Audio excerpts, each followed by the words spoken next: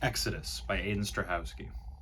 Attention! An emergency situation is in progress. Please enter the lockdown mode. Please disregard all PA system announcements, bells, and alarms. The audible sigh of well-trained exasperation falls out of the mouths of my junior year AP Language and Composition class. Lockdown drills were a commonly accepted piece of high school's mundanity. Every other month or so, we would hear the same announcement on the loudspeaker telling us to turn off the lights, lock our doors, shut our mouths until told otherwise. However, at the beginning of my junior year of high school, we actually got into Alice training. Basically, they explained how in a real lockdown situation, we had other options, like leaving the building through available exits or windows, or using classroom items to counterattack. But these options were only used in a real situation, and never got practiced in any way. Except for that one day in AP Lang. There was one new element that we knew about ahead of time when it came to that day's lockdown. Our teachers had already informed us earlier that week that they had recently installed a new lockdown system on all of their computers that would replace the loudspeaker for the all-clear message. The system had yet to be tested, but there would most likely be a drill at some point during that week so the main office could run a test. This is the main reason none of us were surprised when the all-too-familiar trill of the PA system rang out, filling the school with its maddening cacophony. That said, I'd like to tell a small story that happened before the events of this actual narrative. Now, I wouldn't find out all this information until after the event, but for the sake of comedy, I'll put it here. Some details may be exaggerated. My principal is not one of them. Mr. Corso, the 5'9" army general that was our principal, strode through the central office with its usual intensity. This is a man who would approach a student with the same vigorous efficiency whether you were walking to class from the bus loop or were caught vaping in the bathroom. In his hands were a folded piece of paper, the words "Lockdown drill today during third period" written across it, alongside the relevant information for teachers to be aware of and inform their students. He marched over to one of the secretaries and dropped the page wordlessly on the desk before continuing his constant motion towards his office. The secretary looked at the piece of paper, nodded to herself, and began to boot up the new lockdown system. As the bell rang to usher in third period, the secretary prepared herself to flip the lockdown switch. Before she flipped it, she thought it was slightly abnormal for Mr. Corso to not be present for such a lockdown starting, but based on his urgency with the note, it was likely he had bigger fish to fry that day. And so, with all the authority she could muster in the absence of the army man, she flipped the switch. Attention, an emergency situation is in progress, and so on. The moment the alarm went off, the door to Mr. Corso's office crashed open as he chugged into the hallway in much the same way as a tank exiting a tool shed. The secretary looked in shock, and before he was even close enough to say anything, she glanced down at the folded paper on the desk. Leaning back down in her cubicle, she unfolded the top flap of the page, which had scrawled across it, put the following into an email to be sent out first thing tomorrow morning. As she looked up again at Mr. Corso, frozen as a deer in the headlights of a steamroller, we find ourselves back in AP Lang. We began shifting around towards the back of the room as our teacher, Mr. Kennedy, locked the door.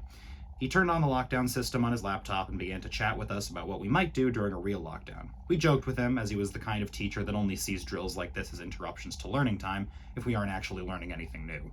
This went on for a few minutes, but there was no sign of an end to the drill. There was never a hard time for how long drills would last, but certainly this one was going on too long, right? People started to get antsy, shifting in their desks, and discomforted by the lack of news. Me, however, I was having a blast. Because you see, about 3 minutes before the lockdown had started, one of my best friends in the class had gone to the bathroom, and according to the lockdown procedure, he was told to stay in the bathroom. So I was having a ball texting back and forth with him as he told me the only other kid in the bathroom with him was one of our grade's notorious delinquents. He was a nice guy, but he always came to school high on something new every week.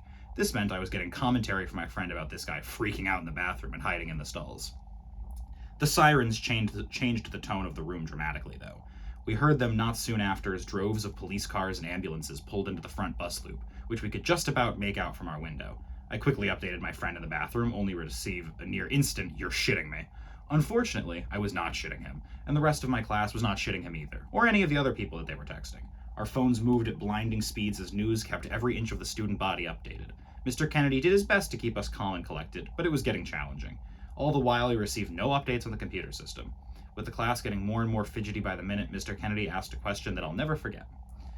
"You guys are adults and can make your own decisions. We can stay here, or we can leave. What do you want to do?" Now, at this point, I was still pretty sure this wasn't a real lockdown, but it was obvious enough that people were getting frightened, enough that leaving was probably the right idea. We talked briefly as a class and decided to get the hell out of there. So we paraded to the other side of the room and made our way to the emergency egress window.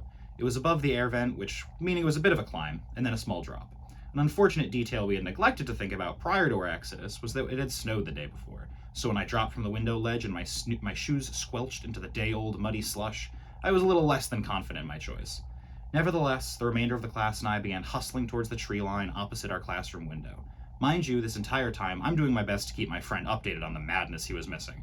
Dude, we're going out the window. What? We crouched in the brush for a few moments before a side door to the school slammed open, revealing a sight that honestly scared us infinitely more than any lockdown could have. Mr. Corso, looking frazzled and red from yelling, flanked by our 2 assistant principals. What followed was a frankly embarrassing display of my AP class of juniors and seniors marching with our heads down, shoes wet, and confidence shattered. Mr. Corso followed us back into the classroom and proceeded to explain to us that there was an accident in the office that led to an unplanned lockdown, and apparently, whenever a lockdown is tripped without warning, the police station is automatically called, hence the sirens. He tried to convey to us that we had acted like responsible adults and done our best to act accordingly, but he held the tone of a mother telling off a dog for peeing on the rug. But just then, the usually passive, chilled-out Mr. Kennedy stood up from his chair.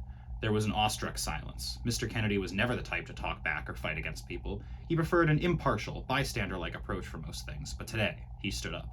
He looked down at our principal who, for this first and only time in my high school career, looked so small.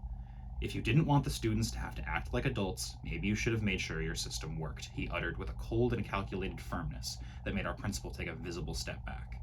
I will never forget that class day for as long as I live, and I've never looked at an emergency window the same way since.